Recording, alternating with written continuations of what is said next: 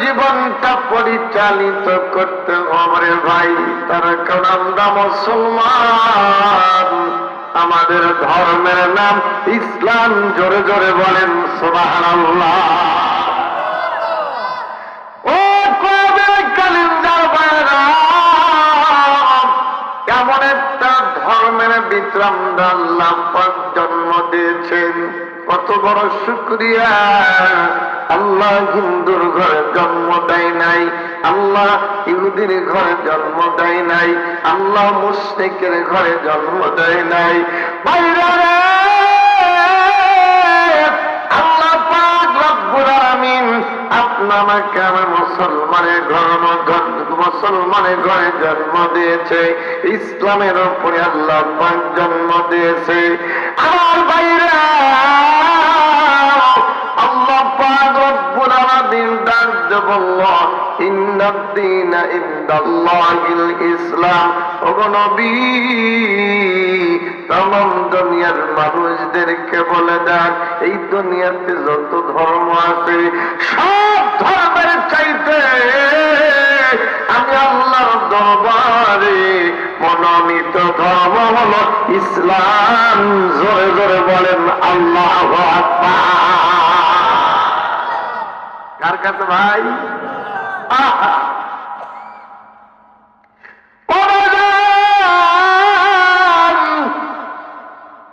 আল্লাহ রাব্বুল আলামিন ডেকে বলেন, নবী গো, এই দুনিয়াতে কোন মানুষ যদি কোরআন দিয়ে জীবন পরিচালিত করে, ওই মানুষটাকে আপনি জানায়া দেন, ওই মানুষটাকে আপনি বোঝায়া দেন, ওই মানুষটাকে ক্লিয়ার করে দেন, ওই মানুষটার দাম আমি আল্লাহর দরবারে ফেরেশতার চাইতে মূল্যবান হয়ে যায়।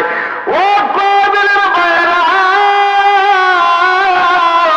কিতাবের ভিতরে নাকি বাজান আল্লাহ পয়গম্বর আখিরি জামানার নবী আমার নবী সুন্দর করে ঘরের ভিতরে ঘুমাচ্ছেন। ভাইরা আমার, আল্লাহর তরফ থেকে আল্লাহ পাক রব্বুল আলামিনের জিবরাইল এসে ডাক দিয়ে বলল, সালাম দিল, আসসালামু আলাইকুম ওয়া রাহমাতুল্লাহ। চিৎকার মেরে জোরে আওয়াজ করে বলেন আল্লাহু আকবার।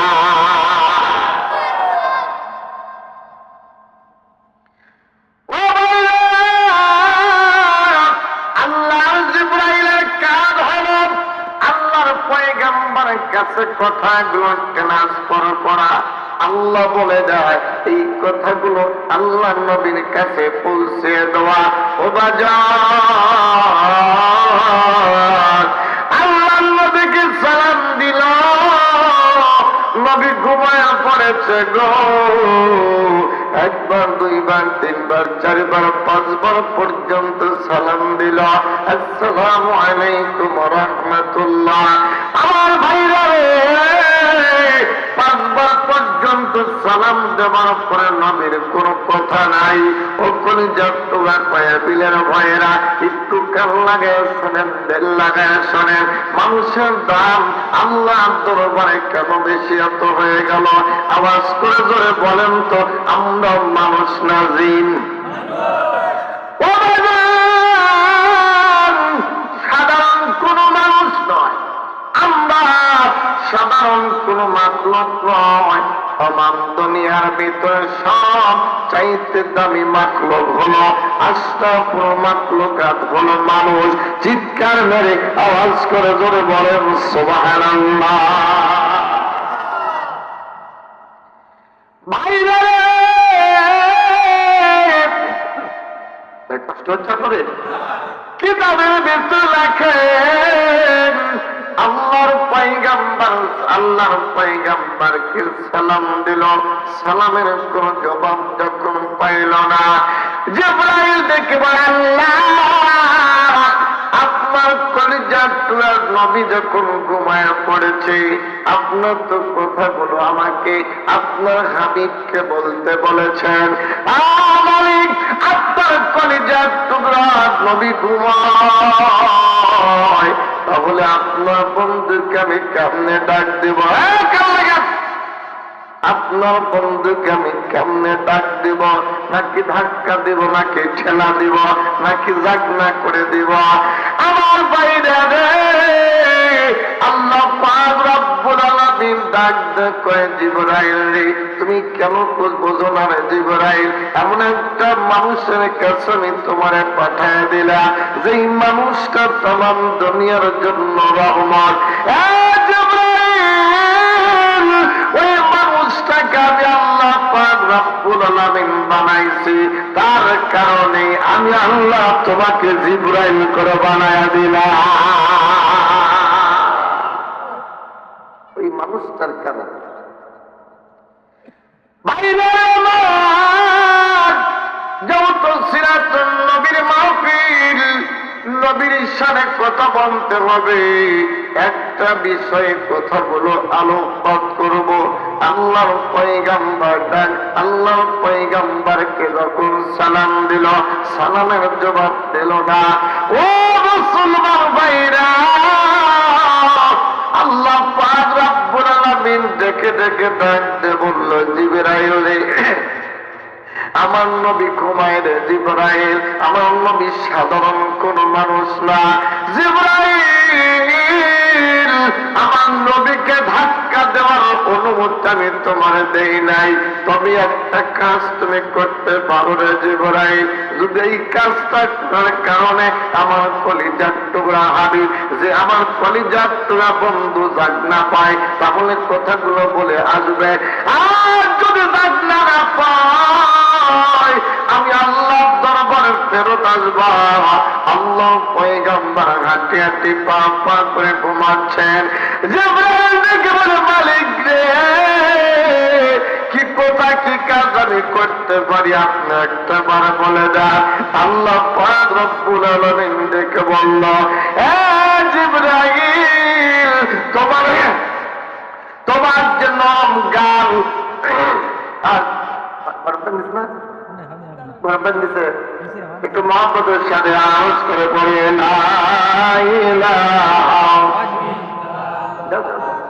লা ইলাহা, আর জোরে জোরে লা ইলাহা, আওয়াজ করে লা ইলাহা, আর জোরে লা ইলাহা লা ইলাহা। এই কলে মার বান্ধবেলাম, কাজে লাগবে মরণ বেলা। অন্ধকার বরে তুমি পরে রবে একেলা, লা ইলাহা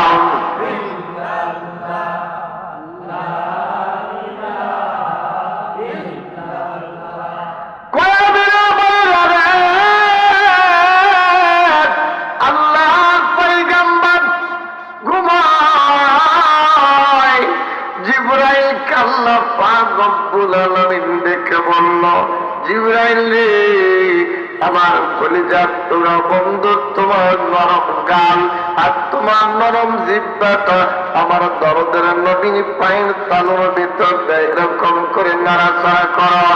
ও জিবরাইল, যদি আমার হাবিব জাগ না পায় তাহলে কথা তোমা বলে দিয়ে আসবা। ও কলিজার তোরা কয়া বিলের ভাইরা, একটু দিন লাগায় শুনে রাখে, এই আলোচনাটা কোনদিন শুনছেন কিনা আমি জানি না। যদি শুনে থাকেন বাজার, আমলের চেষ্টা করব। আল্লাহ পয়গম্বরের সুন্দর করে পায়ের তালুর ভিতরে জিবরাইল দামি একদম ফেরেশতা, তার জিহ্বাটা তার নরম গাল লাগিয়ে দিল। আল্লাহর পয়গম্বরের ঘুম যখন ভেঙে গেল, চিৎকার মেরে জোরে বলা যাবে না সুবহানাল্লাহ। আমার ভাইরা রে, আল্লাহর পয়গম্বর তাকা তাকে পায়ের নিচে জিবরাইল ডাকতে বলল, ভাই জিবরাইল রে আমি এটা কি দেখলাম রে জিবরাইল? জিবরাইল আসমানের জমিনের ভিতরে তুমি অন্যতম একজন ফেরেশতা, এক দামি দামি ফেরেশতা রে। এই দামি ফেরেশতা হইয়া আমার পায়ের তালুর মধ্যে কেন তোমার গাল, তোমার জিহ্বাটা দিয়ে নাড়াচাড়া করো? আমার ভাইরা রে,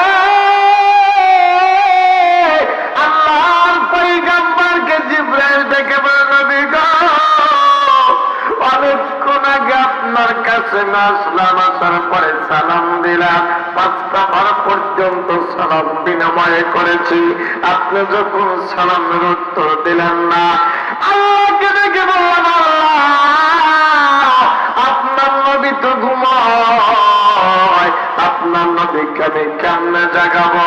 আল্লাহ পাক রব্বুল আলামিন এই কৌশল করতে বলেছে। ওগো নবী, তবে একটা কথা আমি আপনার জাগাইতে চাই। ডাক দেখো জিবরাইল ভাই, তুমি তো আমার চরম বন্ধু রে। এই দুনিয়ার ভিতর 24,000 বার পর্যন্ত তুমি আমার কাছে আসলে। বলো বলো জিবরাইল, কি বন্ধু, তুমি কি জানতে চাও? ও নবী, এত দাম আপনার হওয়ার কারণটাকে আমি একটা বার জানতে চাই। আল্লাহর পয়গম্বর চোখের পানি ছেড়ে দিয়ে দেয়। ডাক দেখো জিবরাইল ভাই, আমি আল্লাহর জমিনে এত দামি হওয়ার কারণ একটা আওয়াজ করে করে বলা যাবে না আমার আওয়াজ।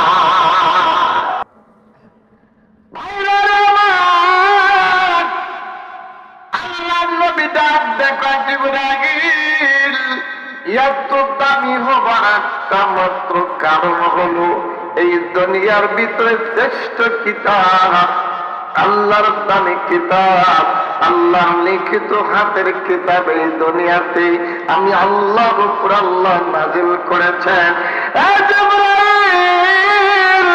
এই কুরআনুল কারীমটা দিয়া আমি আল্লাহর জমিনে আমার জীবনটা পরিচালিত করি। চিৎকার মেরে জোরে বলা যাবে না সুবহানাল্লাহ। আমার ভাইরা, আল্লাহর জিবরাইল ডাক দেখো নবী গো, আর একটা কথা আমি তোমার জিজ্ঞামো। ও কলিজার টুকরা নবী আমার, এই আল্লাহর জমিনের ভিতরে এই দামি কোরআনটা দিয়ে যদি কোনো মানুষ জীবন পরিচালিত করে, তাহলে কি আপনার মতো মর্যাদা তাদের হবে? আল্লাহ নবীকে বলে, ও জিবরাইল ভাই, আমার মতো মর্যাদা তাদের হবে না, তবে এই দুনিয়ার ভিতরে আমি সাক্ষী দিয়ে দিলাম, যারা আল্লাহর কোরআন দিয়ে জীবন পরিচালিত করবে, ওই মানুষদেরকে আমি আল্লাহ কিয়ামতের ময়দানে হাত ধরে ধরে টেনে টেনে জান্নাতে দিয়ে দেব। আমার ভাইরা, আল্লাহ পাক রব্বুল আলামিন কুরআনুল কারীমের ভিতর সুন্দর করে বয়ান করে জানায় দিয়ে দেয়, ও দুনিয়ার মানুষগুলারে তোমরা শুনে রাখো, আমি আল্লাহ পাক রব্বুল আলামিন ওই মানুষটাকে দামি মানুষ করে দুনিয়াতে পাঠাইয়া দিলাম, যে আমার হাবিব, যে আমার বন্ধু। এই দুনিয়ার ভিতরে সকল মানুষের জন্য আমি আল্লাহ পাক রব্বুল আলামিন আমার দুনিয়াবাসীর জন্য আমার হাবিবকে রহমতের পেয়ালা করে দুনিয়াতে পাঠিয়ে দিলাম। চিৎকার মেরে করে বলেন সুবহানাল্লাহ। দিল যদি দিতে হয় নবীকে দিও, ও ভালো যদি বাঁচতে হয় নবীকে বাইশো। কিচ্ছু ভালো লাগে না, মনে হয়ে যায় দিওয়ানা, মনে হয় উড়িয়ে যেতাম সোনার মদিনা। দিল যদি দিতে হয় নবীকে দিও, ও ভালো যদি বাঁচতে হয় নবীকে বাইশো।